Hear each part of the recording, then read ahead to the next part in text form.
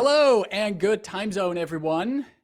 Welcome to Hoard of Tales Creator Talk, another round. And today I am happy to be joined by Anya, who Yay! is going to talk with us about a lot of cool stuff regarding TTRPGs and especially solo TTRPGs and especially a specific solo TTRPG. But why not ask Anya about that? Hello, Anya. Welcome to the channel. Oh, hello there. Long time no see. Long time no see. Great to have you once again back here and also to have you for these kind of conversations. I'm very glad that you wanted to join us for one of these talks. Yeah, And absolutely. how about we go get into it? Anya, tell the viewers about who is Anya? Who are you and what got you into the beautiful world of tabletop RPGs? This sounds like an existential question. No, so yes, Anya, I'm Lalion cosplay everywhere except for TTRPG writing stuff when I am Lalion publishing. I got into TTRPGs in general in college because of the Serenity RPG. I love me some Space Cowboys. And I didn't get into online streaming TTRPGs until a certain Caro invited me to, I didn't know it at the time, a German speaking actual play on Hoard of Tales. So that was in 2020. And now we're in 2023. And Mhm. once again, you are not on a German speaking stream here, but on an English speaking Horde of Tales stream. And in the meantime, we've had you for a few other things as well. Mhm. Interesting that it was out of all TTRPGs, it was the Serenity Yeah. TTRPG that got you. I'm assuming you're a Firefly fan. Oh, 100%. It was one of those things, there was a nerd club. Well, there were multiple nerd clubs on my college campus, but, I joined the video game and tabletop game groups, and, they would get GMs, and they would decide what games they wanted to run that semester, and then they would say, "Okay, this person has this game and this many seats at the table," and the moment they said Serenity, my hand shot up. I was like, "I've never played a TTRPG in my life, please." Do you still remember what character you played in that game?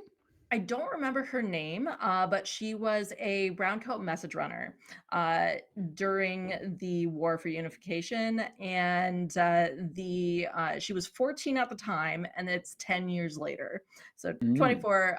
But she knows all things piloting, all of that. I converted that character into a D&D character when I started playing D&D, and that would have been right when 5e came out. Not that I knew that at the time. I had no clue that 5e had just come out. I was just like, "Oh, I'm gonna play a rogue because that sounds similar to my Serenity character." So, And yeah. you did eventually also get into 5e, and I Mhm. do know that you also do a lot of cosplay. Among them, Yes. also a few great Critical Role cosplays. Mhm. Was Critical Role was that also something that got you even deeper into the TTRPG rabbit hole, or what role did that play?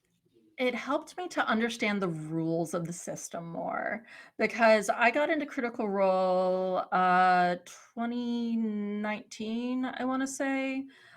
It was just barely pre-pandemic, and I had, done a photo shoot because 'cause I'm a photographer. I do a lot of things. I'd done a photo shoot with a Caduceus Clay cosplayer, and I needed them to tell me about the character a little bit more, just personality, all of that, and they were describing all of these things, and then I started watching Critical Role, and I was like, "Oh, yeah, this is this thing, but that's that actor's character, and he's playing this character. What?" So I knew something was going to happen, and I didn't know what. You got mildly spoiled Yeah, by the cosplay. but it's okay. It's fine. But yeah, it really helped me to understand the rules of, like, different spells and things like that, action economy, everything. So, yeah. Yeah, it's interesting. It does really help if you see a game in action at the table, Mhm. and if you also have a chance to just watch along and see how something plays instead of being there yourself and in the moment itself, Mhm. maybe not knowing the rules and everything. It can really help to just watch people play it to also learn the game.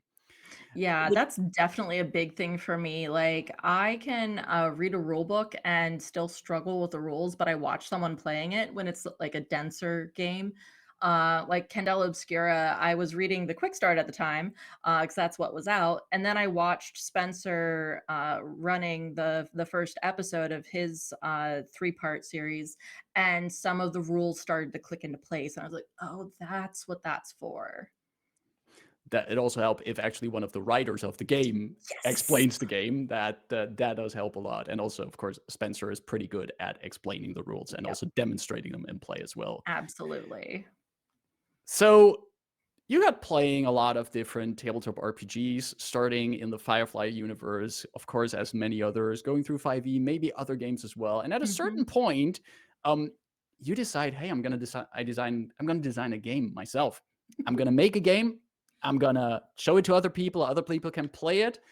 What got you into trying your hand at designing your own game? So hilariously, I don't fully remember the moment where I was just like, "I need to write this game," or like I hadn't really seen, let me think, 2021, with Women in Gaming Month, I played Honey Heist. So it was my first non-huge, system that I played. Well, Scream with Hoard of Tales, but, that was an experience in German. But, Honey Heist, and I think that, no, that wasn't the year of Good Society. Good Society was 2022. But I was, discovering that there were all these other systems out there and that you could write a one-page RPG, and so I had that concept, like, percolating in the back of my mind, and then one day in March, I was walking through my apartment and I saw my pug sleeping on her bed, and the sunlight was streaming through the window on her, and she just looked like the most content thing in her life, and I went, "I need to write this as a game." And legitimately, in just a couple of days, I wrote this entire system that was all 100% around my dog. So seeing your dog basking in the sunlight was Mhm. the spark for writing your first Yeah. game. And It legitimately all it took. inspiration is in the most unexpected of places. Mhm. What Tell us a little bit about that first game. What was it called? What was it about? Yeah, so it is available. I need to redesign the layout of it because that's one thing I've learned a lot about, and I just need to go back and fix that. But I do have it available on my itch shop, and it's called The Grand Pug Adventure with an exclamation mark. Very important. And basically, you have a couple of different like types of pugs. It's been a while since I looked at it, so I'm not remembering the names of them, but they're funny ones. Like you can be the feisty puppy or the weary elder or things like that, and you have all of these different stats that will change your rolls, and you're rolling against the DM, aka the doggo master. And basically, you all are pugs. You wake up and you can't find your owners. And so you have to go and find them. And there are all different kinds of complications like stairs and the cat closing the door on you and things like that. And it's really interesting because one of my friends, so I had posted about this on Facebook, and one of my friends from Arizona, he's an engineer, and he messaged me and just asked me to see the game, and he came back to me and said, "So I ran a code on all of your mechanics, and this is what I recommend to improve it." So someone took the time to check out the Yeah, signs, basically check yeah. out the numbers, and here's my suggestion on how to improve the statistics on it. Exactly. So he made it better because of that, and it was amazing, and I didn't ask for it at all, but yeah, it was really great. He was my favorite coworker at this cafe that I worked at. He was always wonderful. So, it was very nice of him to do that. Was there on this first game, because this is your first time designing a game with Mhm. great inspiration from what you're telling, it sounds extremely cute. Mhm. I mean, everything involving pugs immediately gets Yeah. 30% cuter. Was there any other feedback that you got in the game that was pretty interesting? Any kind of unexpected feedback or anything? The interesting thing to me was that when I was designing this, like, I've had Rocket now for almost exactly 13 years. She came back to college where we weren't allowed to have her after Thanksgiving weekend.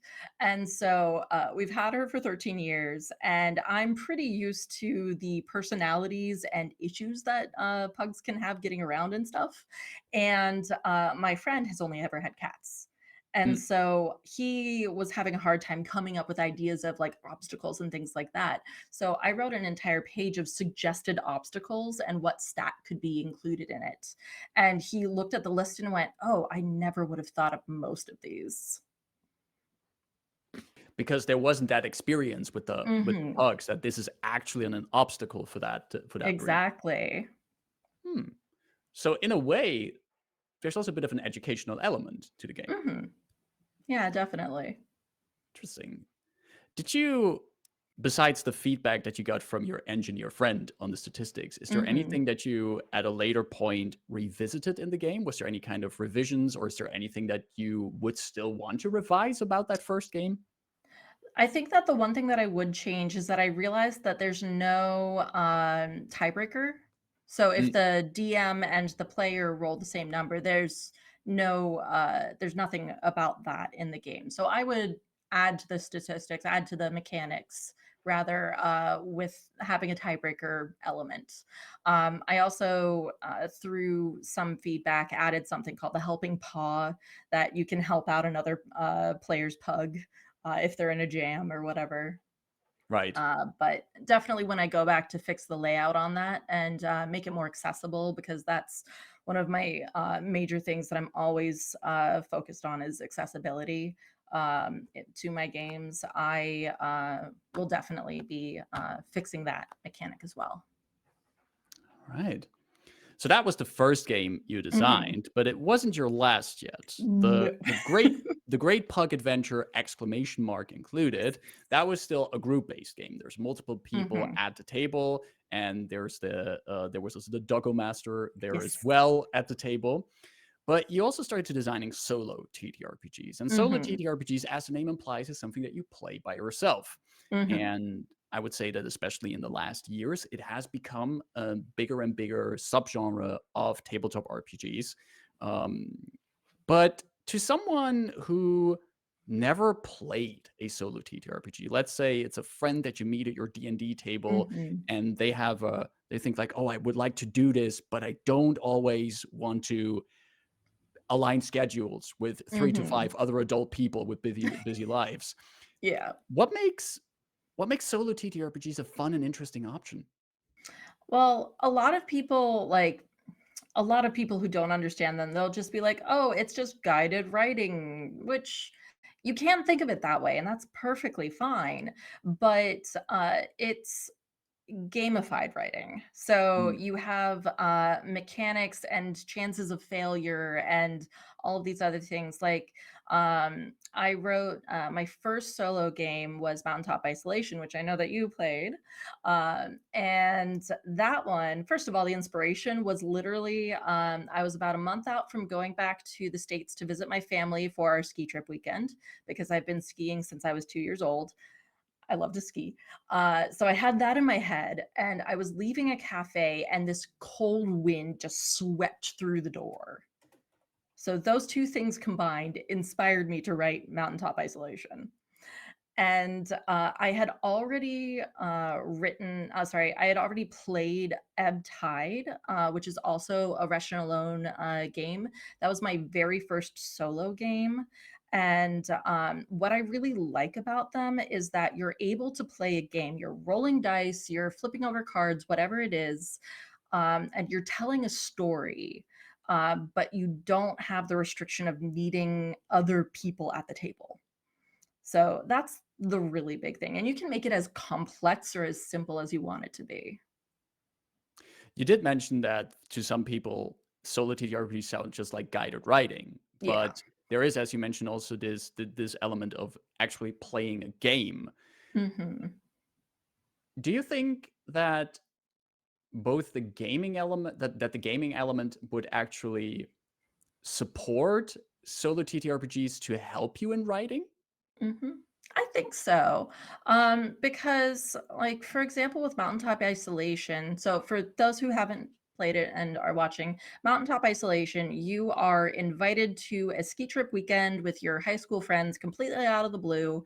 You arrive first and fall asleep at the fireplace, and a blizzard has swept in. So you are isolated at the top of this mountain, unable to escape, needing to survive until you can get in contact with people or get out.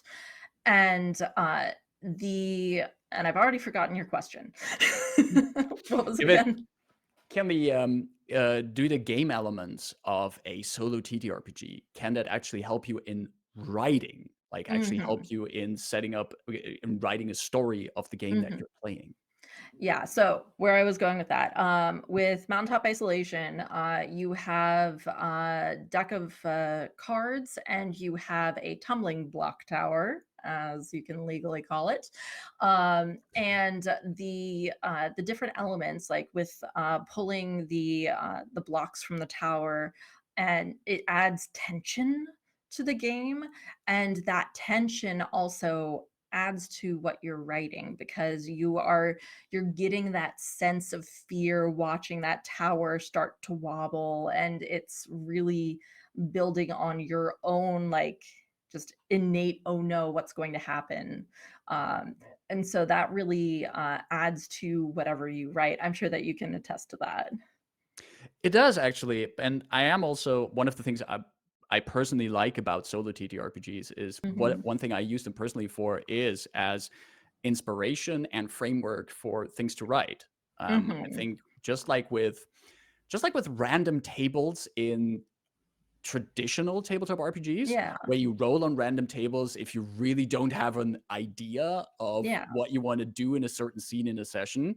Mhm. Random tables can surprise you and they can get you to think about things that you, with your own brain, without any input, wouldn't think about. Mhm. And a solo TTRPG, with the way it's structured, the mechanics it has, can Mhm. also force you into narrative situations that you would have not come up with yourself. Mm, Exactly. on my own run through Mountaintop Isolation, there were a few situations where it was like, "Oh, this is interesting. I did not think this Mhm. would become a plot point, and how am I going to connect this to the rest of the narrative?" Especially when you're Mhm. using as in a journaling game where you actually write Yeah. things down. That's pretty interesting. So I can attest to that. Um, what I want to check if something that you can attest to. Mhm. You mentioned that Mountaintop Isolation, the first solo TTRPG you wrote, is a Wretched and Alone game, which is Yes. an SRD, system Mhm. reference document, which is basically a rules framework that someone else has created and allows Mhm. you to use that rule set and that rules framework to create your own game.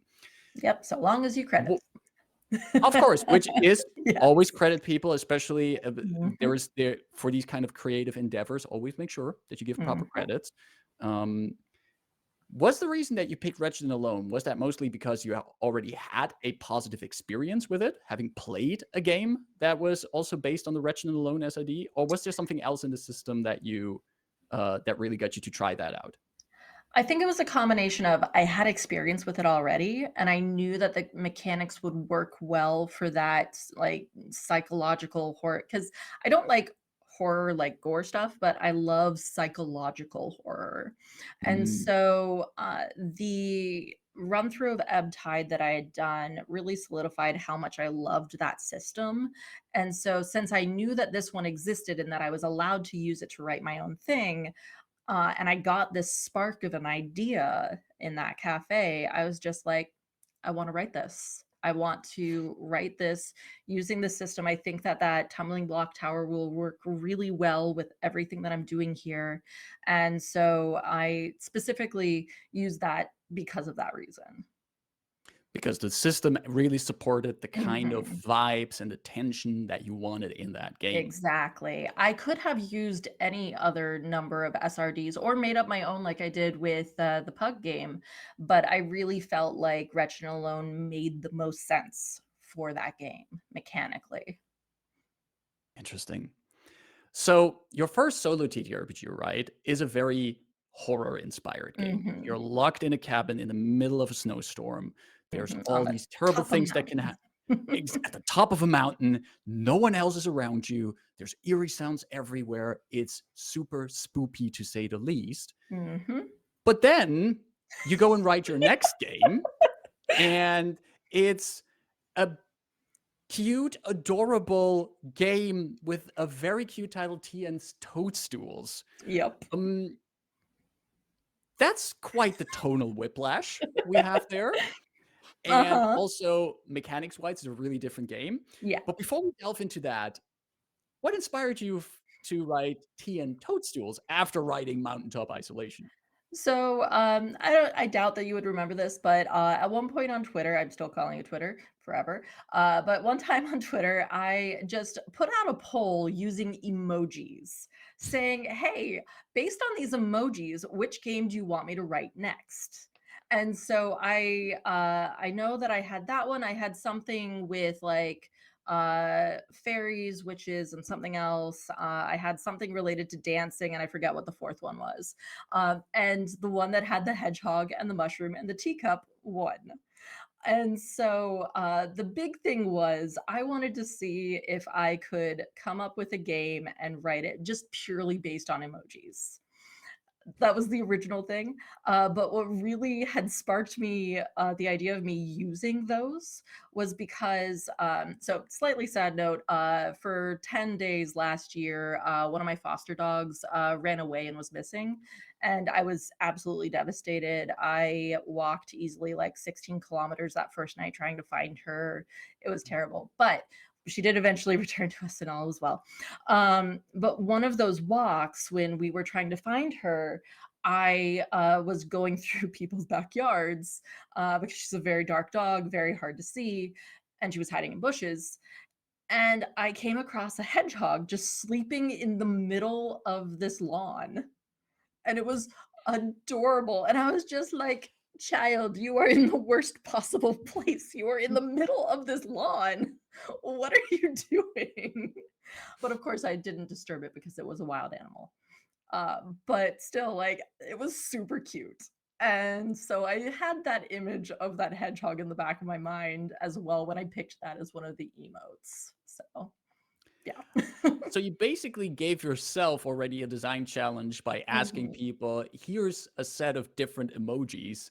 You Yes, pick which one looks the most interesting to you, and that's going to be my next game I'm designing. exactly. So your Twitter followers depict for you the mushroom and the hedgehog and everything, and you And got the to teacup. Yeah. work. Yep. Bef- Before you asked that question on Twitter, Mhm. did you already have some kind of idea about what kind of game you wanted to design, or did you just start completely from scratch? The timeline of that is a little bit fuzzy. What I do remember is that I was on that ski cabin trip with my family, and I was making the original cover for Tea and Toadstools already. And I was just like, oh, this will be such a fun game. I think it's going to be so cute. And then I was just like, but I would really love to have actual artwork for it. And so that was when I decided I needed to do a crowdfunder. So I did a crowdfunding campaign for that one on the website Crowdfunder, and I got Natalie Ghost Candle to do artwork for that, and I'm in love with it. It is beautiful artwork that really Mhm. enhances the game. So, Tea and Toadstool, tell us a little bit. What's that game about? So essentially, think of it as kind of Frog and Toad vibes meets Bilbo Baggins wishing that he was being left alone by all of his neighbors. That's That's genuinely like the kind of vibe that I get from it anyway. So you play as Hedgie, or you can name it something else if you want. You are just trying to get through your forest home without all of your neighbors bothering you because you just want to get home to your nice cup of tea.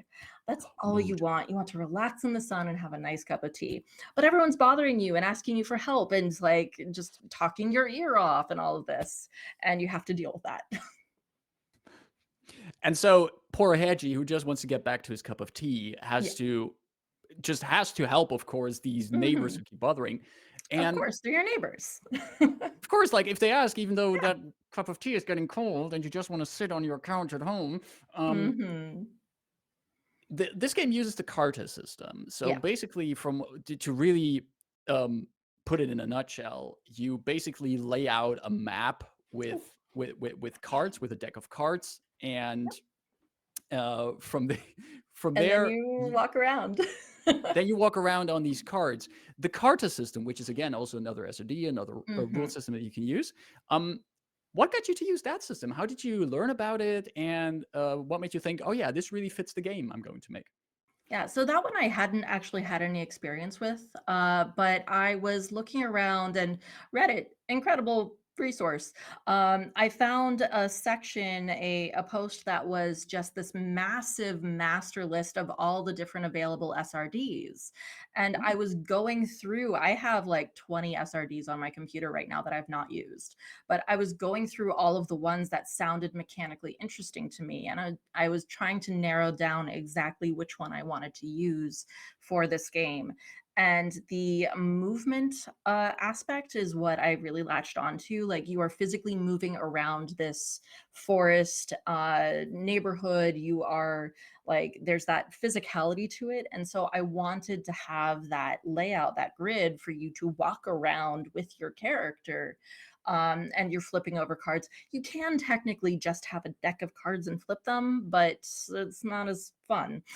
Mm. And so you physically are going around until you hit the correct card, and then you have made it home. But if you don't do that, I have an alternative rule where you can do multiple days. So if you don't get to that card in time, you can just refresh all of the cards that were already used, just discard them, replace them with new cards, shuffle everything around, and then keep wandering around until you get your tea. Poor Hedgie might have to wander around for multiple days Yes. to get his tea. Hmm. Poor fellow. Yep. And with Tea and Toadstools, you already mentioned you ran a crowdfunder also for the artwork in the Hmm. book. You then also published the game and everything. Was there for people who played the Tea and Toadstool? Did you hear any interesting stories from people who played the game? Any interesting tales from their own Hedgies? I watched Natalie doing the playtest on their channel, Mhm. and so they had a very interesting time. And that was before like there were some rule modifications and clarifications that I needed to do. But that's one of the nice things about a playtest being streamed, because I Mhm. can sit there with my notebook writing down all of my notes of, oh, this player didn't understand that mechanic. Okay, I need to fix that, make that phrasing clearer, things like that. But I haven't had too many people actually saying, "Hey, I played this and X Y Z." So, Mhm. But from what you mentioned, the advantage of already getting to watch someone play mhm, is, for you as the author of the game, a very useful mhm, experience. Because I yeah, can imagine when you write a more traditional group-based tabletop RPG and you're going to playtest it, you get a group of people together to playtest it. There's going to be mhm, 3 to 5 people at that table, and there's going to be 3 to 5 people who give you feedback on yeah. that game. But with a solo TTRPG, how do you playtest that? You rely on people actually playing it and then filling out a form to say, "Hey, these are my thoughts and these are the things that I think should change," which doesn't always work. Like, and just a matter of, people get busy. It happens. Right. It's normal, but you end up with, you send it out to 5, 10 people, and maybe half of them get it back to you. So with Tea and Toadstools, it was Natalie, and then Sir Heckalot also streamed it. And so I saw some more things that I needed to change from that. And that was really, really nice because there are some like subtracting resources mechanics that get a little bit confusing if you just skim them. Mhm. So I tried to make that a little bit clearer in my third pass. Right. Right. So that's how you get the feedback. And I can also mention, especially watching someone just stream it is Mhm. so beneficial because you can see the game in action as well. Yeah. So at this point, you have started your designing experience by making a game based on your pug who was bathing in the sunlight. Hmm. You went Yep. over to a solo game stuck on a mountaintop in a cabin inspired by your Hmm. love for skiing and on a Yep. recent visit. You have gone to a game, a very cute game about just this Hmm. poor hedgehog who just wants to get their tea, but all these neighbors need help, and he's too polite to say no. Hashtag Yep. relatable. Yep. And now you are, if I'm not mistaken, in the last week of your Kickstarter for your latest game, The Yes. Apothecary's Apprentice, Hmm. another solo TTRPG. Tell us, One to Anya, two players. one or two players. Yep. Okay, Yep. Yep. exactly. Um, I tell still us, have someone Anya, negotiates. what what's the what can you what's the game about? What is this Apothecary's Apprentice? Yeah, so essentially with the Apothecary's Apprentice, you are obviously an apprentice. The apothecary has left for a week and has asked you to watch over the shop and take care of any customers that come in while she's away. And you have to make all different kinds of potions for them. It can be anything from silver tongue serum to here. Let me pull up. I printed out the book. It's always hard for me to remember things. Venom Heart is another fun one, also known as Lover's Bane. Um, Potion of Fleetfoot. They're all different kinds. There are like 8 different categories, and then there are 4 potions for each category. So there's 32 potions in all. And so over the course of those 7 days, you're rolling the dice to see how many customers you have. It can be anything from the stable hand to the king. Um, when my friend Eve and I played, we only got one royal in our entire game, and it was the 7th day, our very first customer. So that was interesting. So in this game, you're the apprentice, and while your master or your teacher is Hmm. away, the actual Yeah. apothecary is away. Hmm. You have to make potions for visitors who come by. Yes. There's a variety of people who can drop by in the shop, and you have to make these potions. How does the potion making part of the game work? What's involved in brewing it? Yeah, so the customers are actually a big part of it because when the customer comes up, you roll a d8 to find out what their mood is. And so their mood, if they're agitated, aloof, mischievous, um, all of that can change something about the potion. It can be the size of it, the vessel that it you bottle it in, all of these different things. So then you go and you, from there, like talking to them, describing it as you will, you then roll to see what kind of potion they want. So you roll a d8 and a d4. The d8 tells you the category of potion, if it's an affliction potion, a health and healing potion, whatever. And then the d4 tells you which specific potion. And so from there, you need to brew this potion and find out what complications are in it through more rolling. And whether or not you're successful is by a roll of the die.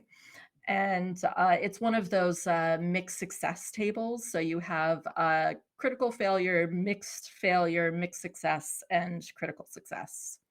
And so from there, you're learning about potion making while you're doing this.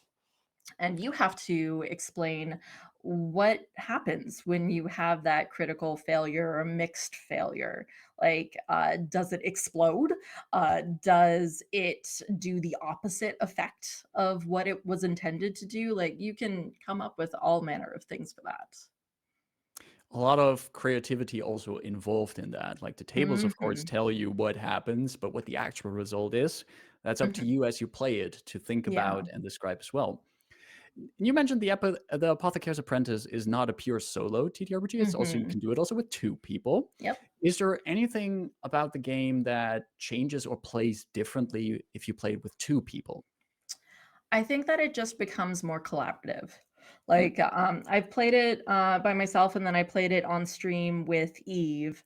And the really big thing is that we bounced ideas off of each other of like, oh, we need to adapt to this scenario. What can we do to find this ingredient or find this vessel that we're missing from the apothecary's cottage? Things like that. right. So it doesn't change mechanically too much. It just becomes a back and forth conversation a little bit more. Right, exactly. But at its core, the game stays the same. It Mhm. is about your, in this case, then two apprentices in the Mhm. shop working together to cover for the absence of the apothecary. Yeah. And this game that you're currently also running in as a Kickstarter, uh, Mhm. was there anything that inspired you for this one? With it wasn't by any chance your pug brewing in the kitchen or something. This what was the source of inspiration for this one? Legitimately, it was Natalie's stock art pack. I saw their because they have this herbalism and potion stock art pack on Right. their Ko-fi shop, and I saw some of the artwork as a preview, and I just said, Natalie, I need to do this as a TTRPG. I need to write about this. And so I was just like, okay, potions games are hard to write, or potions in general, the mechanics of them can be hard to write because it kind of gets bogged down a little bit. And Right. so one of the things that I focused on was, I asked on, it's hilarious, I asked on Blue Sky and on Twitter, what are your favorite and least favorite things about potion making in TTRPGs or video games, whatever. I got, I think, 1 response on Twitter, and I got, like, 18 on Blue Sky. It was amazing. And so I, pulled from that information, and I created a Miro board with everything connected. It was very much one of those moments. But I, just went through and was like, "Okay, these are the things that people really think are important when they're running these games, when they're playing these games, when they want to do something with potions that makes it more interesting. Because that's really hard to do, honestly, is making it interesting and making it feel like you have agency. It's not just, oh, you rolled a medicine check and you made the potion. It's more complicated than that. Which is, of course, important if you have a game about brewing a potion. You want to feel like you're in control of the end Hmm. result. Yeah.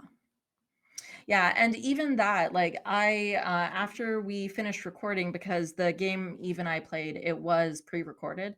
But after we got off of the recording, we just sat down for a little bit and wrote down all of our ideas of things that could be changed and improved. So even now, with a week left, I'm still improving the game because I want it to be like the very best that it can be. Which also is something that you mentioned earlier. Like once you either play yourself or see others play the game, you see Hmm. things that you didn't notice while you were writing it, Yeah. and you find these small improvements that you can add to the game as Hmm. well. Yeah, like for example, one of the things that I felt like there was agency originally when I had written it with the success chart, and one of the things that Eve suggested was, well, why not after two critical successes, for example, you get one reroll on a failure because you're learning from the potion making. And Exactly. so you're becoming a better potion maker through practice. And so I'm going to incorporate that into the game because I think it's a great idea. Exactly. It shows your growth as the character that you're playing Hmm. and also gives you that agency that you mentioned about the Yeah. potion making. Yeah, exactly. So in Apothecary's Apprentice, your character or the characters that you play, they meet a lot of interesting NPCs. They have Hmm. to gather very exotic ingredients. I think I mentioned, I think one of the ingredients is that you also have to get things like a winter's breeze, for example, and you also have to think about the consequences of the potions you're making. Hmm. There's a lot of little world building in there. Yeah. Would you say that the Apothecary's Apprentice, once you're done playing it, do you think that you are left with a lot of interesting things that you could take with you into other games, into other TTRPGs? Yeah. Like genuinely, and this was actually a conversation that I had with someone at MCM London last month. I was telling them about the game. I realized I was going to MCM the week before my Kickstarter launch, so I printed these to give out to people. But I was talking to someone about the game, and they said, "Well, oh, this sounds like it would be really good for if you wanted to do world building for a D&D 5e or Pathfinder game." And I stood there for like half a second. I went, "You are absolutely right." I don't know why I didn't think about that before. But yeah, because you could easily, like, one of the major things that you have here is, oop, lost my earbud. So you are doing world building as you go, established by the customer that you help and what their potion was. Like, why is the stable hand asking for a potion of Fleetfoot? What is the reason for the queen wanting the silver tongue serum? Does she have an important speech happening? Is there an event going on? Things like that.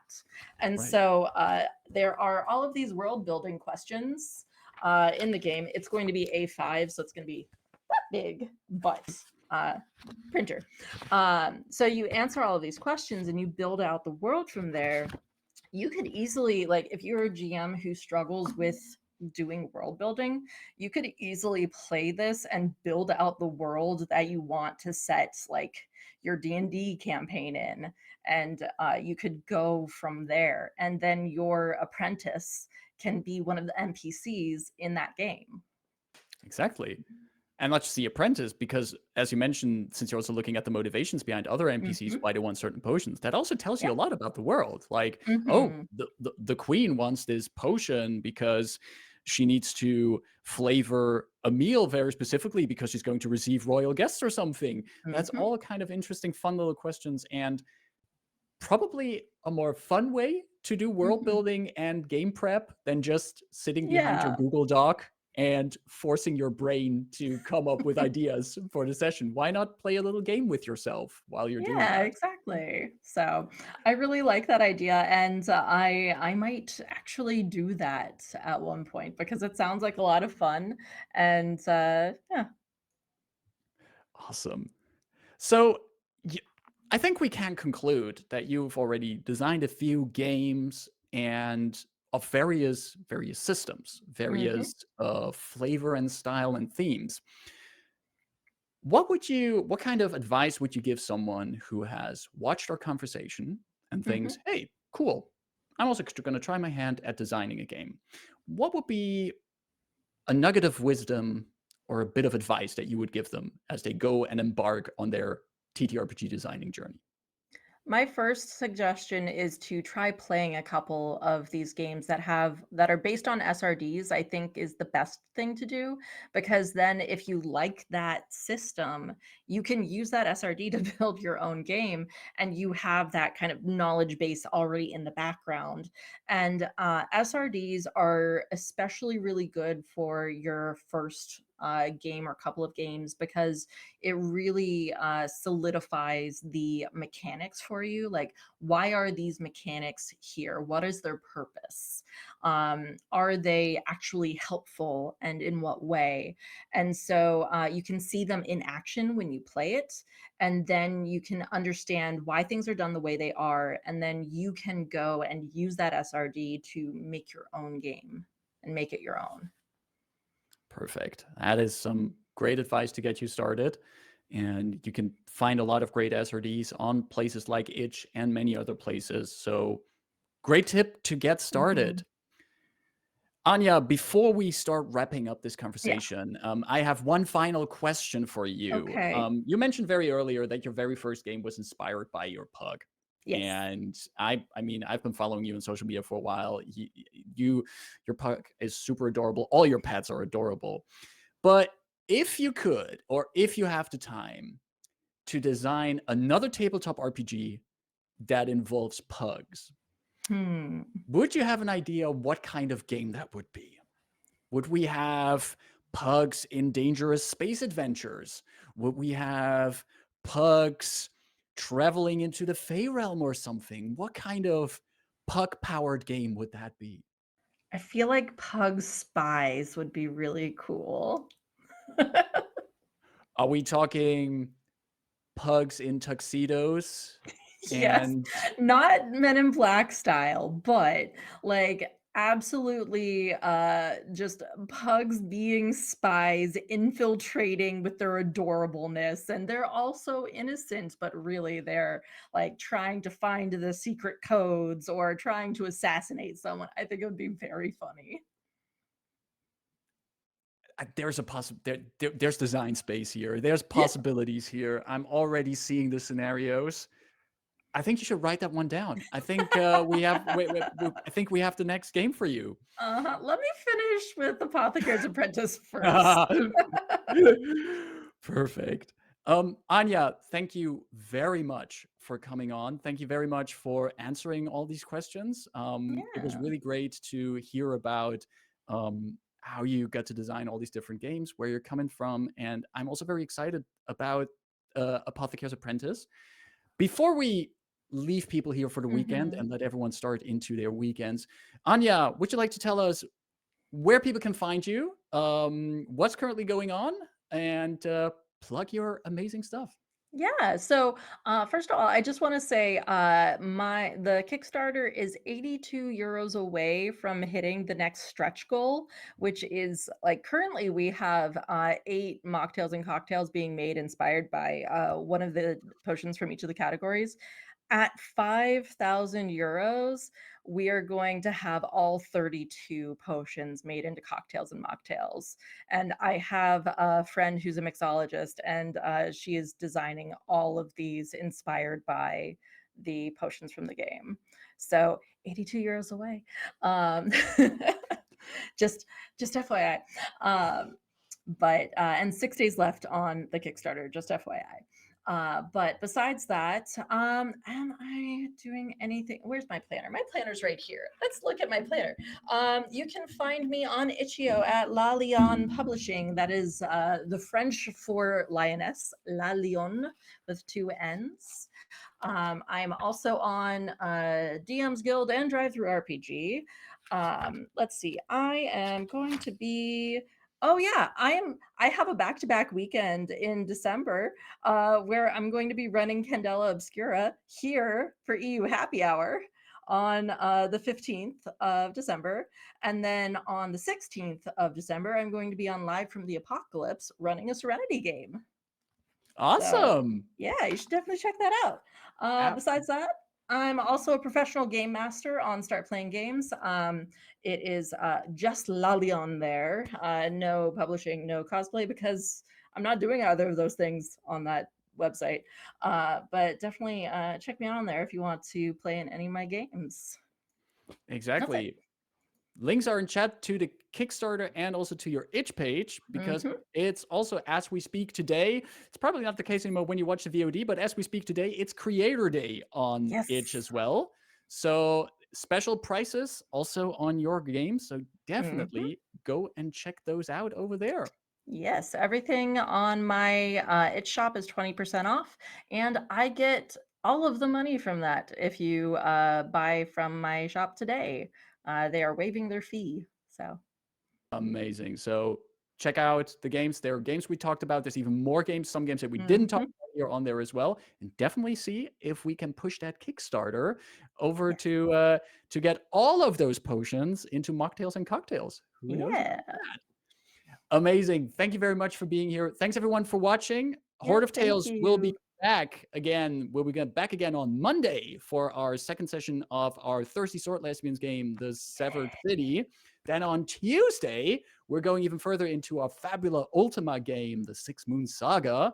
And next Friday, we have our next EU happy hour. So definitely check out all of our games. If you want to come hang with us, all our social links are down below. Hop on our Discord, follow us on our socials, and definitely also check out our YouTube channel where we have VODs of previous creator talks, but also of all the other games over at youtube.com/Hoard of Tales.